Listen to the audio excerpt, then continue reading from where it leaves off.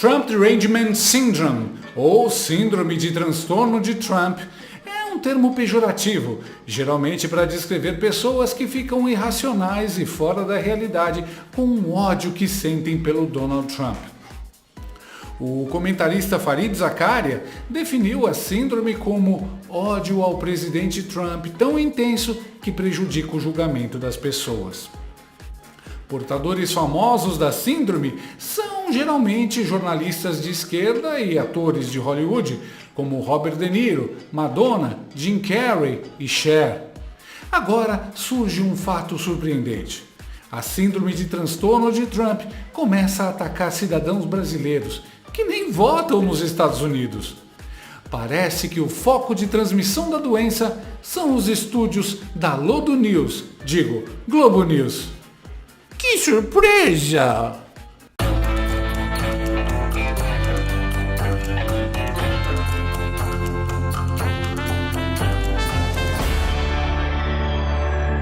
Se você sonha em morar nos Estados Unidos e garantir liberdade, segurança e oportunidades para você e sua família, eu tenho uma boa notícia. A ILSA, escritório de advocacia do meu amigo Dr. Otávio Raverotti, tem o melhor caminho para conseguir o Green Card para imigrantes qualificados. A ILSA é um escritório de advocacia licenciado nos Estados Unidos e isso reforça a segurança e as chances de aprovação para quem quer morar na terra do tio Sam. O Dr. Otávio já realizou o sonho americano de centenas de brasileiros e pode realizar o seu também. E o mais importante, o Dr. Otávio e sua equipe partilham dos mesmos princípios e valores deste canal.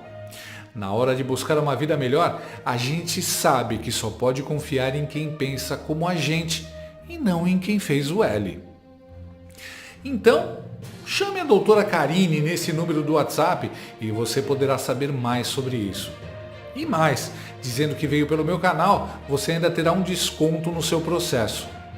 Não espere o pior acontecer para se mexer. Chame e garanta seu lugar nos Estados Unidos o quanto antes. Essa é a minha amiga, advogada de imigração, doutora Karine, que trabalha no escritório do Dr. Otávio. Fico à disposição, contem comigo. Após um forte crescimento do apoio a Kamala Harris, alimentado pela sua nomeação pelo Partido Democrata e pelo primeiro debate presidencial, o entusiasmo por parte do eleitorado parece que está mais fraco do que a testosterona do Chilique Neto. É o que revelam os últimos dados da FinScience, Fintech Datatrix, ecossistema internacional de empresas de software baseadas em inteligência artificial. Os dados recolhidos, que incluem pesquisas tradicionais e análises das redes sociais, mostram que nas semanas imediatamente seguintes ao debate, Kamala Harris obteve um aumento no apoio, mas que isso foi mudando. No momento, as principais pesquisas mostram um empate entre Trump e Kamala no voto popular, o que é uma ótima notícia para o Laranjão. A pesquisa da NBC, que mostra cada um com 48%, caiu como um balde de água fria na cabeça dos democratas. Se a pesquisa estiver correta, isso significa a vitória de Trump, já que um empate no voto popular, ou mesmo uma vitória por até 2% da Kamala, significaria a vitória de Trump no colégio eleitoral, que é o que conta de verdade. Em 2016, Hillary Clinton venceu o voto popular, mas perdeu no colégio. Isso sem falar no viés pró-esquerda das pesquisas. Essa mesma pesquisa trazia Kamala 5% à frente de Trump, logo após o debate. Ainda há a possibilidade deles estarem ajustando a pesquisa agora, para não passar vergonha depois das eleições.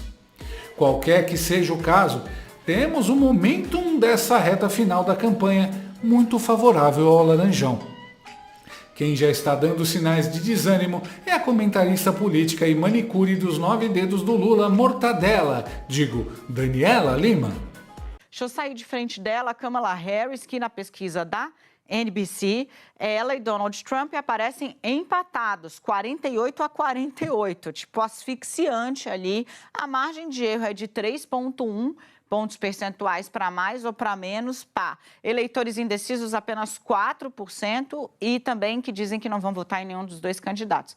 Em setembro, a pesquisa mostrava uma diferença de 5 pontos percentuais entre a democrata e o republicano. Então, ela está insinuando um estirão do Trump ali meio na reta final. Kamala tinha 49 na anterior, em setembro, e Trump 44. A gente agora vai olhar para a pesquisa da ABC News, tá? Que também traz um empate técnico no limite da margem de erro. Uma pequena vantagem numérica para a candidata democrata, 50 a 48. A margem de erro é de 2 pontos percentuais para mais ou para menos. Na pesquisa anterior, a diferença entre a Kamala Harris e o Donald Trump era de 4 pontos percentuais. Então, se a gente pega o nosso mantrinha aqui, né, que você já aprendeu no Conexão, a respeito da leitura de pesquisas, que é, olha a tendência e não o número, o que as pesquisas estão sugerindo é que tem uma espécie de fôlego nessa reta final aí aparecendo para o candidato republicano. Na pesquisa da CBS, que foi divulgada também no domingo, Kamala aparece com uma vantagem em relação a Trump, numérica também, 51 contra 48, mas aqui a margem de erro é de 2,3 pontos percentuais, então, querido, tudo igual. No mês de setembro, a diferença era de 4 pontos percentuais. A vantagem era um pouco maior, apertou mesmo a tendência mostrando, né? Lembrando ainda para vocês que essa pesquisa apresenta uma visão do eleitorado americano. O que significa, no caso da eleição americana, basicamente nada. Por quê? O resultado nos Estados Unidos não tem nada a ver com o nosso. Ele é determinado pelo sistema de colégio eleitoral. Ganha o candidato ali um número de delegados quando ele vence num estado americano. E aí o que acontece? Cada estado tem pesos diferentes, a depender da quantidade da população e tal. Então, uns estados valem, sei lá, 10 delegadinhos, outros estados valem 28 delegadinhos, outros estados valem 30 delegadinhos.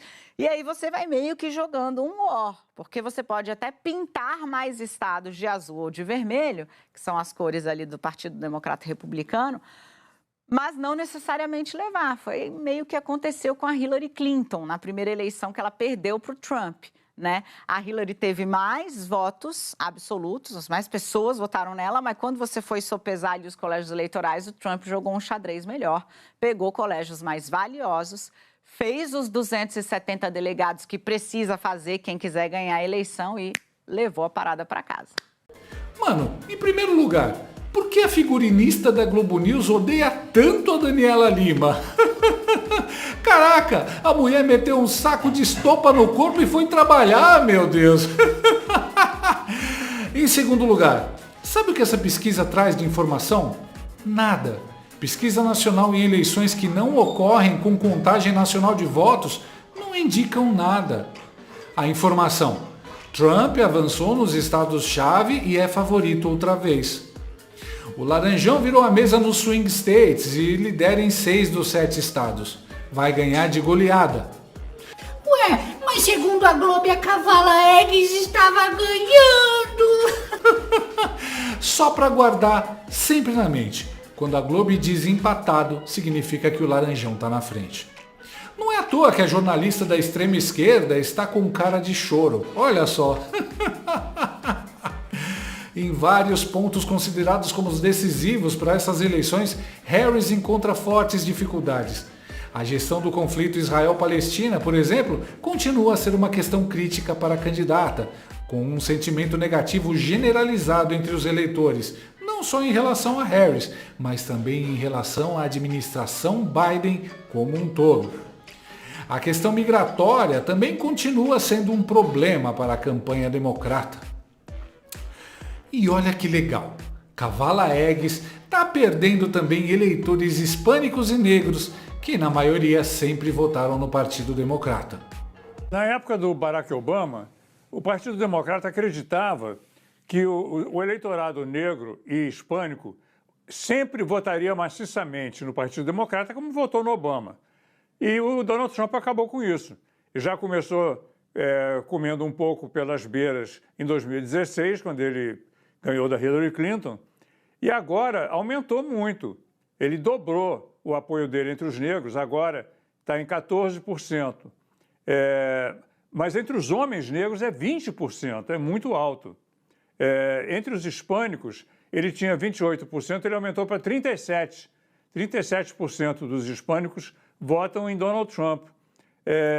Os democratas continuam a ter maioria nessas duas demografias, mas está perdendo aquele apoio maciço que tinha antes, porque não se dedicou a manter esse eleitorado. Achou que já tinha esse eleitorado no bolso, não precisava fazer nada, e que a política identitária que ia prevalecer. O que prevalece, na verdade, é a situação de classe, porque essa faixa, tanto nos negros quanto nos hispânicos, que está com Donald Trump, é a faixa de mais baixa renda, de menos escolaridade, que é a faixa que corresponde na população branca aos eleitores do Donald Trump, que são os de menor escolaridade e menor renda. Porque é uma faixa que foi muito atingida pela crise econômica, que não chegou a ser uma crise, acho que sim, a inflação. A inflação americana chegou a 9% ao ano em 2022 e isso atingiu basicamente a população mais pobre, é claro. E eles se queixam disso. Por outro lado, eles também se queixam do Partido Democrata não ter dado o que prometeu a eles. O Partido Democrata prometeu dar mais participação, dar melhor vida para essa população e não conseguiu. Ui, tá difícil pro jornalista dessa notícia, né? Gaguejando mais do que um Corcel 281 a álcool às 6 da manhã. A verdade é que boa parte dos hispânicos são conservadores de origem. Além disso, são o grupo étnico que mais prospera nos Estados Unidos. Eles estão um pouco se lixando com agenda woke, pauta identitária. Eles querem trabalhar, ganhar seu dinheirinho e viver em segurança. Coisas que não são prioridades para os democratas. Além do mais, muitos dos latinos vão para os Estados Unidos justamente para escapar de governos socialistas que levaram seus países de origem à miséria, como Cuba, Venezuela, México, Bolívia. A última coisa que eles querem lá são as ideias comunistas dos democratas atuais. Os negros também já perceberam que a esquerda é a mesma porcaria em qualquer parte do mundo. Promete a igualdade e entrega a igualdade. Todo mundo igualmente pobre. Com a subida do Trump nas pesquisas e, mais importante, nos estados-chave, só resta ao Laranjão cantar e dançar para comemorar. E só resta a Globo News criticar até a dancinha do Trump, como fez a jornalista e assistente de palco do Lula, Mocreia, Andréia Sadi. Put on Pavarotti singing Ave Maria. Nice and loud. Turn it up louder. We want a little action here.